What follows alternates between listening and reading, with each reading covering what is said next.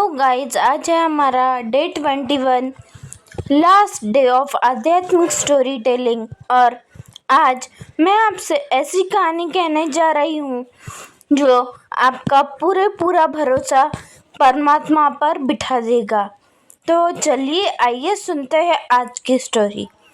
तो आज की स्टोरी है एक राज्य की। उस राज्य का एक राजा था।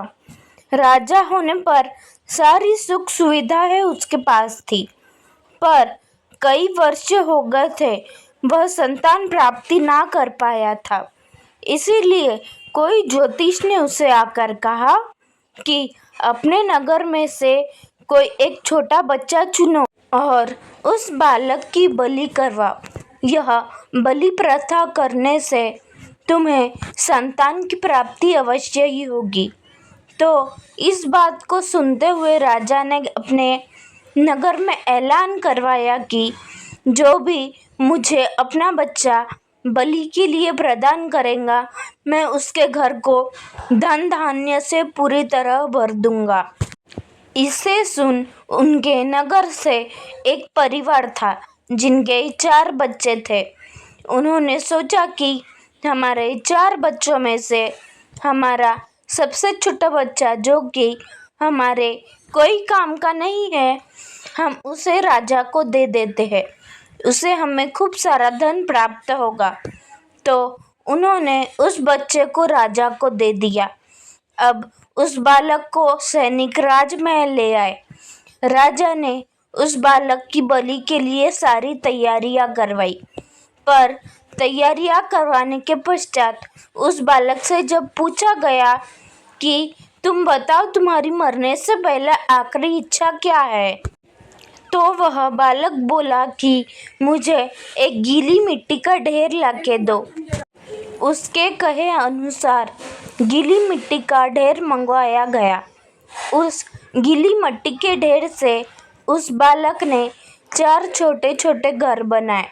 उन 4 घरों में से पहले 3 घरों को उस बालक ने अपने पैरों तले रौंद दिया। राजा ये सब देख डर गया। उसे लगा कि यह बालक कुछ जादू टोटका कर रहा है। तो उसने बालक से पूछा, तुमने ऐसा क्यों किया? 3 घर तोड़ दिए और एक घर तुमने नहीं तोड़ा, ऐसा क्यों?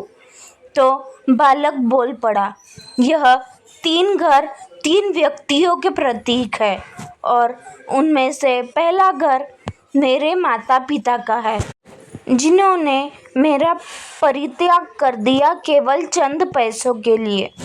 फिर राजा ने पूछा, तो ये दूसरा घर?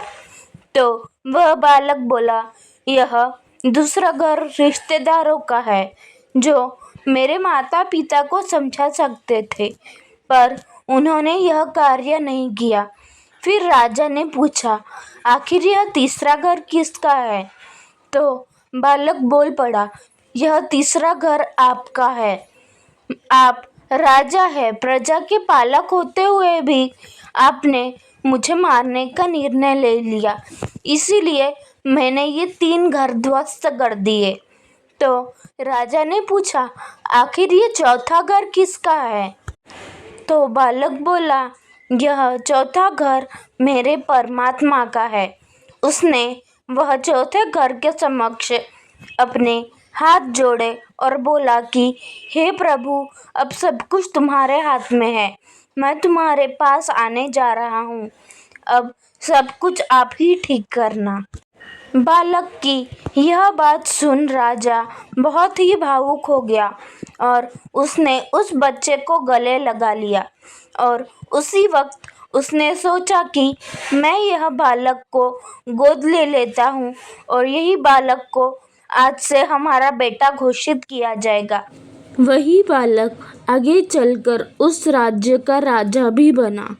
तो मित्रों, ये थी हमारी आज की कहानी। आज जिस कहानी को मैंने आपसे कहा है, वह कहानी हमको जीवन में बहुत बड़ी सीख देती है कि केवल उसी परम शक्ति के सामने झुको जो सभी को अपने आगे झुकाने की ताकत रखता है और जिसके आगे झुकने से आप परम ताकतवर बन जाओगे और कोई में इतनी सामर्थ्य भी नहीं रहेगी कि कोई आपका बाल भी बांका कर पाए। तो मित्रों, हमारी 21 डेज सीरीज यहाँ एंड होती है। अब हम आगे देखेंगे उसी परम परमात्मा के दशावतार की कहानियाँ, जिससे हमें पता चलेगा कि कैसे उस परम परमात्मा ने एक नहीं, दो नहीं, तीन नहीं, बल्कि 10-10 बार अवतार लेकर किस तरह पृथ्वी की और पृथ्वी पर रहने वाले उनके भक्तों की लाज रखी है, उनकी रक्षा की है। तो अगले दिन मिलते हैं नेक्स्ट सीरीज में विथ न्यू दशावतार सीरीज। तब तक के लिए गुड बाय, जय श्री कृष्ण, राधे राधे, टेक केयर।